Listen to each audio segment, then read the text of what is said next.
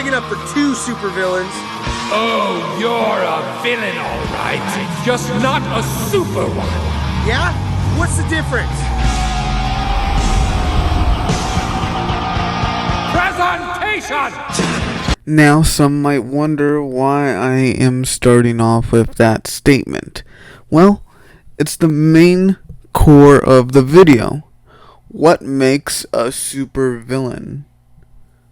Well, I think I'll give a pretty quick and easy example. And, well, examples, as I think there's 3 subcategories of supervillain. And although there are some that do break the rule, like Thanos, there are many that just overall can fit into all these categories. So, without further ado, let me get right into it. Starting off with the first kind of supervillain, the sympathetic supervillain. They are bad guys that have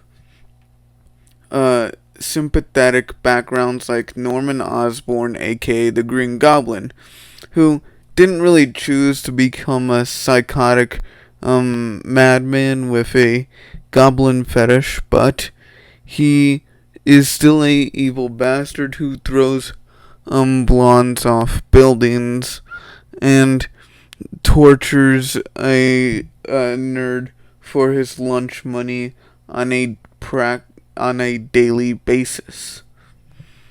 And as per the main sort of example in terms of more short form type stories, Mahito is a good example, like Green Goblin, as he does have his own sort of reasoning as to why he's doing things that's kind of dark, but does that excuse his actions? Hell no. He is still a bastard who uses his powers horrifically for many insane purposes, and his overall goal and the goal of these types of villains is meant to increase the progress of our hero. These mere supervillains are meant to be the absolute antithesis to our hero. Now, as per the second category, we have the one bad day villains. What are these guys?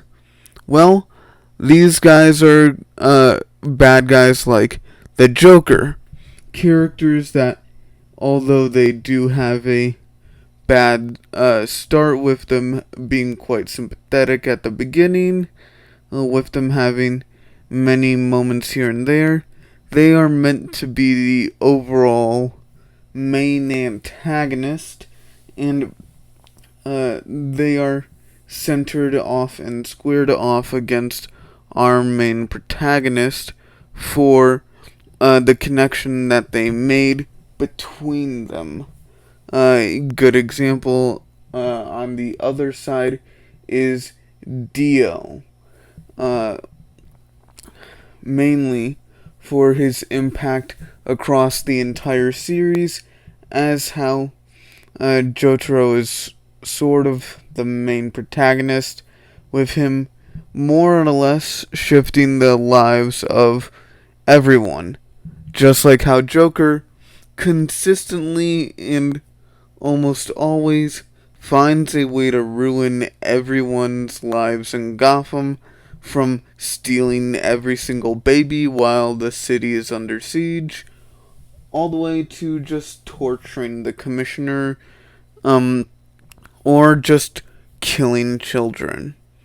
The Joker, and, well, any villain that fits into this category, is meant to not be likable, but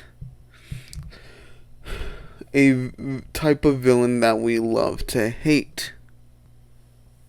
And speaking of loving to hate, we have the psychopath type of villains that don't really have compared to the other two categories, don't really have a definitive origin. They aren't really meant to be relatable. They're, or in any terms, sympathetic. They are meant to be walls for our characters to overcome or be measurable challenges. Good examples being, well, the one on screen, Frieza, Carnage, and Kira. Kira being a overall good example, as although he is layered in terms of what he wants in life and what he does, he isn't exactly that complex or, well, that sort of forthright with what he wants. And as per his abilities, he is meant to be a massive wall in terms of strength and cunning. Mainly with the various abilities he gains later, like Bites the Dust. And, well, then comes the final category, the end boss. Now, some might be wondering, what do I mean by this? Well, the end boss character is, or end boss supervillain, is meant to be the ultimate big bad. That in a world full of other villains, only one truly is meant to be the grand antagonist. That even though he is quite powerful, that even at his weakest, he will still find a way to lord over the heroes. A good example being Darkseid, who I've sort of used his images earlier to get the point across of his character. He is not meant to be, these types of characters aren't really meant to be uber duper complex, but they are meant to be sort of the overall point in struggle for our main leads. Another example would be Kaguya from Naruto. Although I don't think the series has very good writing, I do understand that Kaguya is more or less a setup villain that would help lead into the final part. So, with all that, I think I gave a comprehensive enough take. Let me know what you all think down below is sort of the accurate take when it comes to super villains.